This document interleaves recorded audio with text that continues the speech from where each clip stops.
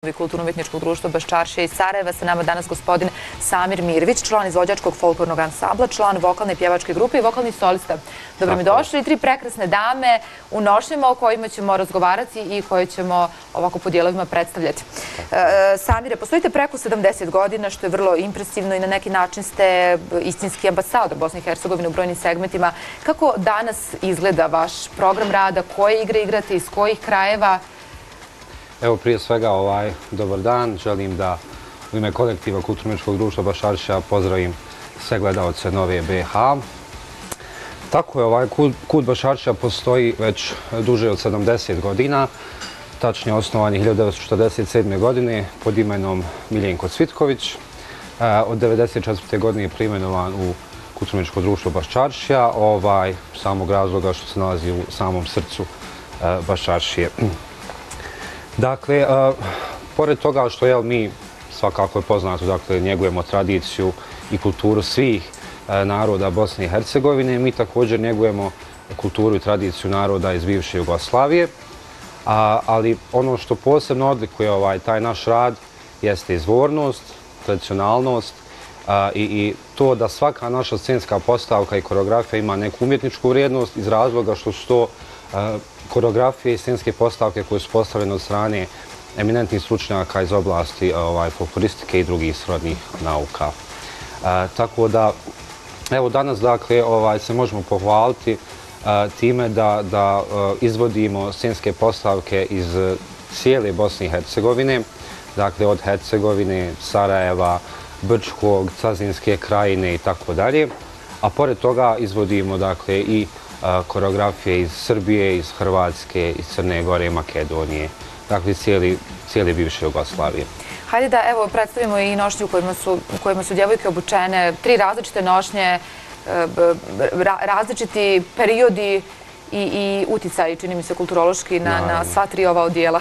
Pa da, to je posebno karakteristično za Bosnu i Hercegovinu, jer ovo je zaista jedan mali prostor, jedna multinacionalna država gdje su se prepletali mnogi uticaji i sa zapada i sa istoka.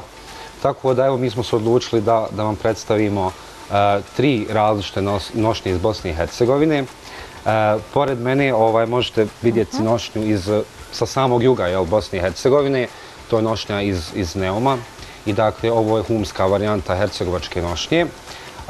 Ono što posebno karakteriše ovu nošnju jeste ova bijela marama koja, u stvari, mnogi detalji na nošnji nam pokazuju ko je i šta je ta, u stvari, osoba, tako da ova bijela marama nam govori da je u pitanju jedna udata žena, jer djevojke, dakle, inače, rijetko kad bilo gdje u Bosni i Hercegovini su nosile maramu. Ono što posebno karakteriše ovu nošnju iz Neuma jeste ova crna suknja i uska, također, crna pregača koja se nosi ispred. Pored toga imamo i bijelu košulju i crni jelek sa ovim vezovima na rubovima.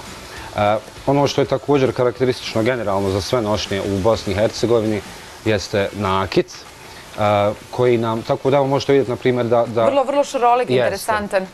Jeste, i taj nakit nam u stvari i generalno ti detalji, vezovi, ukras na nošnji nam govore u stvari koliko je ta, evo sad u ovom slučaju djevojka ili žena, bila bogata, iz kakvog je staleža.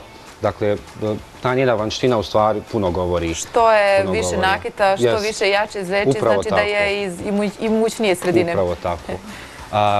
Dalje, evo ovdje u sredini imamo djevojku koja nosi muslimansku nošnju iz starog Sarajeva.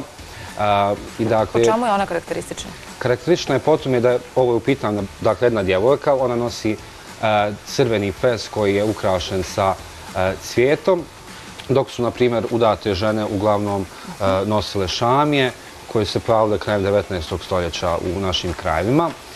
Ono što posebno karakteriše ovu nošnju jeste jedna elegancija koja se prožimala kroz cijeli 19. vijek u Sarajevu i svakako prepoznatljive dimije koje su, dakle, proizvod uticaja orijentalnog stila u Bosni i Hercegovini. Dakle, pored toga, djevojka nosi bijelu košulju, kratki jelek, dakle, udate žene su uglavnom nosile duže anterije, također možemo primijetiti nakit i, dakle, pojas koji ima, dakle, metalne kopče koje su poznate kao pafte, koji također imaju posebne ukrase. Prije nego što predstavimo i poslednju nošnju, gdje se danas proizvode šiju nošnje ili se to prosto preuzima od starog seoskog stanovništva, mada još nije mnogo ostalo starih ljudi koji na ovaj način njeguju tradiciju starog vremena? Nije puno ostalo tih originalnih primjeraka nošnji. S tim da danas, dakle, širom Bosne i Hercegovine imamo ljude koji, dakle, šiju nošnju. Sad, tu je već problem prepoznati ko to radi na jedan originalan, autentičan način, ako ne. Tako da, ali eto, hvala Bogu, imamo još uvijek dovoljno tih primjeraka originalnih nošnji, da možemo na osnovu njih izrađivati neke replike. U narednom pitanju htjela da saznam da li imate neke autentične dijelove narodnih nošnji u okviru vašeg fundusa? Naš fundus je poprilično bogat. Dakle, kao što sam već rekao, ne samo nošnjama iz Bosne i Hercegovine, već iz cijele bivše Jugoslavije. I dakle, imamo zaista mnogo originalnih nošnji. I imamo predstavnicu ovako jednog trećeg tradicionalnog stila. Šta je onako posebno zanimljivo i karakteristično kad je ovako ovaj vizualni izraz u pitanju? Da, dakle, ovo je nošnja iz glamoča. Dakle, na nošnji možemo vidjeti jednu dugu bijelu haljinu i koja je bogato ukrašena sa ovim vezovima. Pored toga, djevojke su nosile zubun preko te haljine. Na glavi su nosile fesove crvene koje su bile ukrašene dukatima. Također, nakit ne moram spominjati, on je neizostavan detalj na svakoj nošnji. I, dakle, djevojke su nosile pletene vunene čarape i, naravno, neizostavne opanke. I ovako, ono što je karakteristično za generalno ovu scensku postavku kada je u pitanju glamoč, to je jedna scenska postavka koja se izvodi bez pratnje muzike, dakle, gluho, odnosno njemo starobosansko kolo glamoč. I dakle, ono se samo izvodi uz igru i uz pjesmu. Dakle, bez bilo kakve muzičke pratnje. Predivno izgleda, tako je šareno, slikovito, prosto lijepo vizuelno. Nirha, vidimo li mi kroz, evo, samo nošnje, igre su već jedan poseban segment, vidimo li šarolike uticaje i različite faktore kulturoloških nasljeđa koji su negdje učestvovali u našem razvoju i odgoju naše kulture? Naravno da vidimo. Vidite, kada je Austro-Ugarska došla u naše krajeve, ideja je bila da napravi jedan muzej u kojem će prikupiti blago zemlje koji su došli i naravno i izložiti to. 1913. godine je otvoren je muzej onaj koji mi sada imamo i nazivamo Zemaljski muzej, kad su prikupili dovoljno predmeta, kad su trebali izložiti u salama paviljonskog tipa i tako dalje. Tada su postavili stalnu izložbu koja prikazuje urbani život Bosne i Hercegovine u 19. vijeku. Tu su, osim uređenja kuća, naravno postavljene i voštane figure u prirodnoj veličini, naravno i obučene su u nošnje, gradske nošnje toga vremena. Prenesene su sobe iz 3 bosansko-hercegovačka grada, iz Jajca, iz Sarajeva, iz Srebrenice i naravno ta izložba sa manjim izmjenama preživjela je sva 3 rata, u osnovi ostala ista i može se doći i vidjeti tu i naravno vidjeti utjecaje o kojim govorite. Kad smo kod utjecaja, ono što je važno za gradsku nošnju, vidite, već s kraja 19. vijeka, početka 20. dolaze žurnali, naravno u veće centre sa zapada, iz Beča, iz Budimpešte i žene počinju da vezu vez malo pod utjecajem tih šablona koje dolaze uz tim časopisima i žurnalima, tako da su malo nešto drugačije vezle. Pa su oglavlja malo modificirana, malo su drugačija.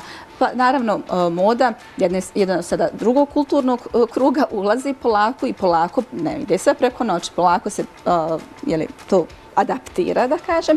A ideja postavljanja jedne stalne izložbe u to vrijeme bila je pokazati kakav je život bio za vrijeme Osmanske carevine u Bosni i Hercegovini i kako je tekao proces evropeizacije i u tom kulturnom smislu, kakve su promjene koje mi možemo danas da vidimo. Kada je riječ o gradskoj nošnji, to vidimo na djevojci u sredini, ja moram reći još, naravno, svi iz kulturno-umjetničkih društava koji žele napraviti neku igru i koreografiju, obrate se nama. Mi imamo preko 7000 muzičkih muzičkih plesnih zapisa, imamo preko 16.000 folklornih zapisa pjesama koje oni uvijek mogu doći tražiti, koristiti normalno da bi poboljšali izgled ili uradili autentičnu pravu stvar. Moram reći da odjeća Dimije nikada nisu bile u jarkim bojama tako. Se nije, ali za folklor, za scenu, to je scenično ovako, pa izgleda, pa se stavi. Pa se koristilo ili u svrhu tog specifičnog scenskog izraza? Jeste, i jemenija je tip oglavlja, mahrame, koje jesu nosile i djevojke. Vi ćete vidjeti u prvoj sobi koja je iz jajca, tamo je scena ašikovanja, je li mladić iza mušepka, to je onaj prozor sa državnim rešetkama, svira saz, nastoji zadiviti mladu damu koja sjedi na ozbiljnoj distanci od njega, ali nema dodirivanja, samo mogu da se čuju, čak ni vide potpuno. I ona nosi jemeniju preko, na glavi je jemenija, odnosno od tankog pamučnog platna bez šamija sa kerama, i nosi kat, svileni kat je bluza i dimije. To je pastilno žuta boja, vrlo onako nježna za oko. Postoji li u okviru etnološkog odjeljenja muzeja opis igara starih naroda i starog vremena koji danas nisu u praksi provedeni i koji se danas prosto ne primjenjuju u programima djelovanja kulturno-umjetničkih društava? Da, postoji, naravno. Mi smo nekoliko, ja znam da su ljudi iz različitih kulturno-umjetničkih društava dolazili i tražili te originalne zapise koje je radila Jelena Dokuča, zbirku je vodio najprije pokojni Cvjetko Rihtman, poslije Dunja Rihtman. Nažalost, sada nemamo etnomuzikologa, nemamo ni etnokoreografa, ali imamo nekoliko kustosa koji mogu pružiti servisi takve vrste. Je li teško sačuvati tradiciju i njegovati kroz različite i igre i programe? Sa kojim problemima se konkretno vi kao društvo najviše susrećete? Evo, imate dugogodišnje iskustvo, jednu bogatu istoriju i tradiciju koju njegujete. Šta je najveći problem? Ovako primijetili smo u zadnje vrijeme da je, ajmo reći, sve manji i manji odziv mladih ljudi da nam se pridruže. Prije smo svi trenirali folklor i to je bilo potpuno normalno da vas roditelji upišu na folklor, a isto li roditelji krivi što prosto nekako ne razvijaju tu svijest kod djece? Pa u jednu ruku sigurno jesu. Evo ja ovim putem zaista pozivam sve roditelje da ako razmišljaju već o upisivanju djeca na neku vannastavnu aktivnost, da to bude zaista folklor. Folklor na predivan način zaista oplemenjuje i uči vas i vrijednostima i druženju. Tako je. Zaista mi se tako i ponašamo kao jedna velika porodica i mnogo toga smo zajedno i prošli, mnogo putovanja, mnogo druženja, mnogo nastupa. Kažu da je to jedan od najljepših dijelova. I suza, i smijeha, i svega, zaista tako da zaista bih pozvao i sve mlade ljude, a i apelujem na roditelje da svoje djecu upišu na folklor, da ta djeca u stvari upoznaju i našu tradiciju i kulturu i jednostavno da se druže. Nirka, evo, čuli smo od Samira da je manji odziv danas članova nego što je nekada bio, možemo i tome sami posvjedočiti. Zašto? Jer mi kao društvo danas nemamo toliko razvijen osjećaj, razvijenu svijest o zapravo potrebi čuvanja naše tradicije, o i djelovanju kulturno-umjetničkih društava. Koliko smo zapravo otvoreni prema tome? Uvijek može bolje i trebali bismo biti više otvoreni. Upravo ste, ali nekako treba poraditi na svijesti ljudi pa da se malo bolje upoznaju, da upoznaju sebe i svoju tradiciju. Trebalo bi poraditi malo sa školama, da već od rane dobi djeca zavole tradiciju, da zavole svoju prošlost, dovoditi ih u muzej ili odvoditi na ove festivale gdje se pokazuju sve te divne nošnje i igre. I sigurno je to jedan ambijent koji podiže raspoloženje. Da biste voljeli sebe i poštovati ono što jeste, naravno za to postoje institucije koje se brinu o čuvanju kulturne prošlosti, to su muzeji i galerije. I mislim da je velika odgovornost ne samo na roditeljima, i sa roditeljima treba raditi, ali i na školama prvenstveno. Evo, koristim ovu priliku da pozovem škole, da direktore i sve one koji imaju utjecaj nekoga dakle, odluke da uvrsti u obavezan program školski i posjetu muzeju. Jer postoji zaista jedan dio populacije, posebno mlađe, koji ovaj prekrasan dio folklornog djelovanja koji je isključivo vezan dakle, za kulturu, za tradiciju, za običaje, negdje poistovjećuje sa onim varoškim predstavljanjem. I to je, da, upravo. I to je negdje velika greška u nedostatku edukacije i zapravo dovoljno informacija šta predstavlja folklor, šta znače folklorne pjesme i igre. Da, dosta ljudi poveže ove naše koreografije koje su mukotrpno rađene. Evo, na primjer, muslimanske igre iz Starog Sarajeva koje mi izvodimo širom svijeta, u stvari uradila Jelena Dopuđa. To mnogi mladi ljudi u Bosni i Hercegovini poistovjećuju sa kolom. Kažu, to je kolo jednostavno. Teferić, mislim, jednostavno ljudi nisu upućeni, ne znaju šta je to. To ima jednu zaista veliku umjetničku vrijednost, to je u stvari scenska postavka. Nije samo jedno obično kolo, ajmo reći. Zato i mi razgovaramo danas o tome i prenosimo istinu i suštinu. Treba objasniti i djecu i roditeljima u krajnjem svijetu što znači nauka o narodu, pa će se možda malo više zainteresirati i doći i vidjeti šta sve ima u institucijama koje čuvaju njihovu kulturnu prošlost. Vidite, bez kulture jedan narod kao da imena nema, mislim, to ne znam kako. To je onako osnova i identiteta i postojanja. Hvala vam, nastavit ćemo razgovor nakon kratkog reklamnog bloka.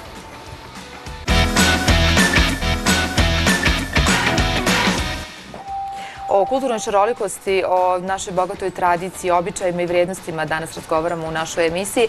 Samire, vi ste ponijeli jedan katalog koji je onako sadržajno vrlo bogat i slikovito su prikazane, predstavljene nošnje sa opisima. Kako izgleda? Hoćete nam malo prelistati? Tako, evo, prije svega bih htio da kažem da je ovo katalog koji je proizašao iz projekta u saradnji sa Turističkom zajednicom kantona Sarajevo, projekta pod nazivom Sve boje tradicije. I pored ovog kataloga mi smo izdali i treći studijski album ženske vokalne grupe Dunje. Na ovom trećem CD-u se kao gost pojavljuje i muška vokalna grupa. Ja sam član te muške vokalne grupe koja se zove Zora. Evo ovdje ispred nas možete vidjeti primjerak tog CD-a i zaista smo obuhvatili napjeve iz cijele Bosne i Hercegovine, dakle iz svih krajeva Bosne i Hercegovine. A ovdje možete vidjeti katalog koji je proizvod dakle iz ovog projekta i u ovom katalogu se u stvari nalazi, pa hajmo reći, skoro kompletan fundus nošnji kulturno-umjetničkog društva Samo ako možete da nam ogledate prema kameri katalog i slike, da i gledalci malo jasnije to vide. Dakle, ovdje možete vidjeti tradicionalnu žensku nošnju Starog Sarajeva, kao i mušku. I tu pored je opis nošnje i zapravo vremena u kom se nosila i koristila. Opis je radila Svetlana Bajić. To je kustosica Zemaljskog muzeja, izuzetno prominentna u svojoj struci. Vidimo prekrasne slike. Slike su rađene i studijski, a i u svrznoj kući. I onako kad zapravo pogledate i nošnji ambijent, onda možete nekako da i dočarate taj period, to vrijeme. Ovo je, na primjer, begovska nošnja iz Starog Sarajeva. Od crvene čohe i zlatni gajtan. Jedna malo onako bogatija nošnja. Bogata nošnja. S druge strane, anter je djevojka, odnosno žena je mlada u anteri. To je ishodni tip haljine. Izuzetno skupa izrada bila i na neki način predstavljala je statusni simbol, samo je onaj najviši aristokratski sloj društva. Da, ti karakteristični dijelovi su zapravo bili pokazatelj određenog stepena i socijalnog statusa i društvenog. Tako je. Ovdje možemo vidjeti jednu tradicionalnu nošnju iz okoline Sarajeva, iz Sarajevskog polja. U pitanju je nošnja pravoslavnog življa. Dobro, u prethodnim minutama razgovora imali smo članove Kulturno-umjetničkog društva Mladosti i predstavnica Slavica je upravo bila obučena u jednu takvu nošnju. Koliko danas kad naručujete nošnje, koliko vremena treba zapravo da se izradi, da se napravi jedna ovakva nošnja, koliko košta? Pa treba zaista dosta vremena. Evo mi smo, na primjer, prije 2 godine napravili jednu koreografiju iz okoline Brčkog. I dakle, nošnje smo radili u Tuzli, prosto u Živincama, kod jedne gospođe koja šije nošnje i zaista nekoliko puta smo morali vraćati nošnju pa ispravljati neke detalje koje smo kasnije saznali da treba ispraviti. Zaista dok nije satkano jedan do mukotrpan savršenstva. proces, jest, tako je.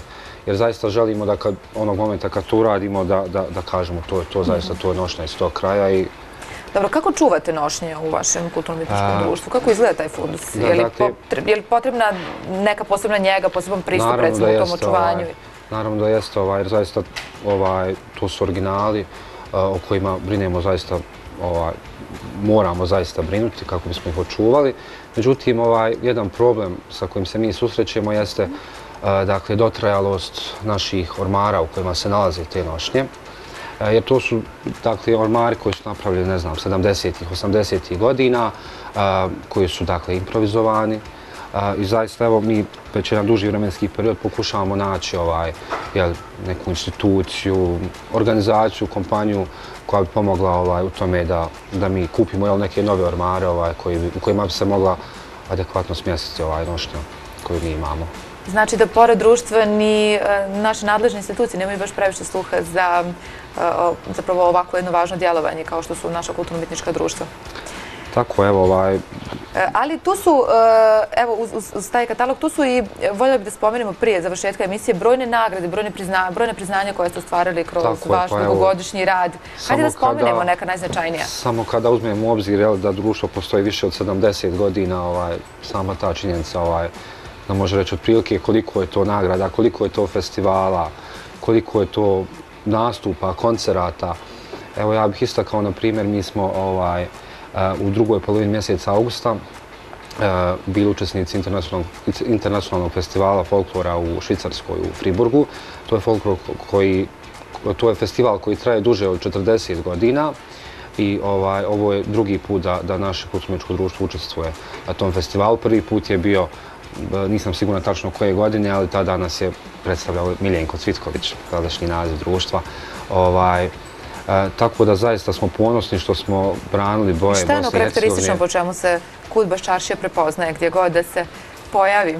Pa evo, ne znam, mogu vam reći ono što nam govori, na primjer, organizatori festivala, da su zaista zadovoljni našim nastupima prije svega, a potom da su zadovoljni našim ponašanjem, pa i našom profesionalnošću, našim odnosom prema nošnji, jer, na primjer, zaista mi kada obučemo nošnju, kada se pripremamo za nastup, pazimo u smislu da ne uništimo neki komad nošnje, da dakle, ne konzumiramo hranu, piće dok smo u nošnji, da zaista... Koliko članova danas brojite? Pa evo, ja mislim da je to broj neki otprilike oko 200 članova, dakle, koji je raspoređen u više sekcija, prije svega, dakle, ansambl narodnih igara, izvođački ansambl, a pored toga imamo, dakle, pripremni B ansambl, kao i izvođačke i pripremne dječje ansamble. Tako da, evo, znam podatak da u dječjim ansamblima ima preko 130 članova. Dječji ansambli su raspoređeni u 3 sekcije, dakle, u zavisnosti od uzrasta djece. Pored toga, dakle, imamo i orkestar. Također bih istakao da naš orkestar, pored, dakle, ovih standardnih instrumenata, njeguje i koristi u izvođenjima i stare tradicionalne instrumente kao što su, ne znam, lijerica, šargija, stari bosanski bubanj, zurne, koje su karakteristične za gore. I to onda vrlo onako efektno izgleda u izražaju. Jeste. I pored toga, dakle, već sam spomenuo, imamo žensku vokalnu grupu Dunje. Nekada je, dakle, Dunja Rihman pokojna rukovodila tom grupom, a prije 2 godine smo osnovali mušku vokalnu grupu Zora. I evo, kada ste spomenuli i dječji dio, odnosno dječju sekciju, koliko je folklor važan za razvoj djece? Važan je, već iz rane mladosti se upoznaju sa svojom kulturom, sa nekakvom tradicijom, i to je onda jedna motivacija da se malo više istražuje. Ako istražujete, onda ćete otkriti mnogo lijepih stvari, neke možda i neće vam se svidjeti, ali će to sigurno sve više produkti, ljubav, interes i vaše interesovanje će moguće potaknuti nekog drugog i onda se to tako širi. Vidite, najveća nevolja dolazi od neznanja i predrasude. A kakva je borba protiv toga? Učenje, istraživanje, pristupanje, upoznavanje i zato je važno da djeca upoznaju svoju tradiciju, da upoznaju kulturu prošlosti. Tako. Evo, spomenuli ste kratko na početku, a nekako da s tim zaključimo razgovor, ono što svi navode kao jedan od najljepših zapravo dijelova djelovanja KUD-ova je i druženje, putovanja. Jeste svakako, evo, ne znam, mislim, sama činjenica da djeca koja se bave folklorom su na neki način odmaknuta od ulice, hajde tako da se izrazim, i svih negativnih utjecaja koje ta ulica ima, je više nego dovoljno da zaista potakne i roditelje i mlade ljude da nam se pridruže. A svakako, pored tog druženja, mnogo putovanja, evo mi smo, na primjer, sada bili u Švicarskoj, nedavno je naša... Oplemenite se novim saznanjima o drugim i kulturama i običajima. Evo, samo jedan podatak, na ovom festivalu u kojem smo mi bili u Švicarskoj su pored nas učestvovali grupe iz Ugande, iz Nepala, iz Brazila, iz Kolumbije, iz Rusije, iz Bugarske. Dakle, zaista upoznajemo i pored naše upoznajemo i tuđe kulture, dakle. Hvala vam. Vidite, samo još ovo da kažem nešto iz mog iskustva profesionalnog, jer mi osim svog istraživačkog rada radimo i pedagošku djelatnost. Dakle, radimo sa posjetom, imamo dežure gdje vodimo grupe koje žele stručno vođenje. Vjerujte, svi su skloni kad idu negdje da najprije odu u muzej da upoznaju kulturu dotične zemlje. Vrlo rijetko dolaze da upoznaju svoju kulturu. A dolaze kad dovoljno vide koliko drugi narodi, poglavito veliki narodi, drže do svoje kulture i svoje prošlosti. Onda se malo više osvijeste i dođu. Hvala vam mnogo na razgovoru. Hvala vam, djevojke, što ste nam uljepšali i ukrasile ovu našu današnju emisiju. Hvala vama što ste bili sa nama. Moramo čuvati našu kulturu i tradiciju od zaborava, boriti se. Ostanite uz program Nove BH televizije. Nakon naše emisije slijedi Dnevnik.